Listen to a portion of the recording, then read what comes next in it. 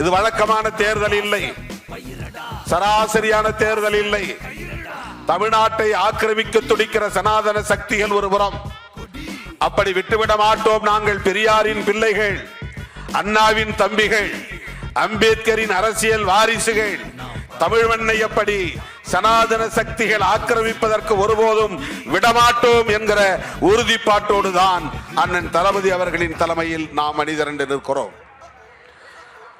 வெளிப்படையாக சனாதன சக்திகள் ஒருபுறம் நிற்கிறார்கள் என்றால் அவர்களுக்கு துணையாக பல்வேறு முகமூடிகளை அணிந்து கொண்டு திராவிடத்தை பேசக்கூடியவர்களாகவும் தமிழ் தேசியத்தை பேசக்கூடியவர்களாகவும் இன்றைக்கு முகமூடிகளை அணிந்து கொண்டு நமக்கு எதிரான திரிபுவாத அரசியலை பேசிக் கொண்டிருக்கிறார்கள்.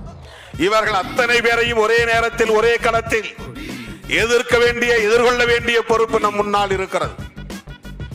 அவர்களை வீழ்த்துவதற்கான வலிமை அண்ணன் தளபதி அவர்களின் தலைமையில் அடங்கி இருக்கிறது.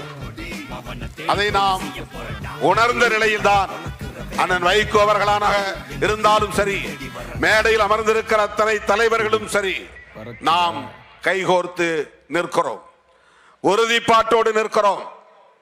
இன்றைக்கு நாம் தமிழ்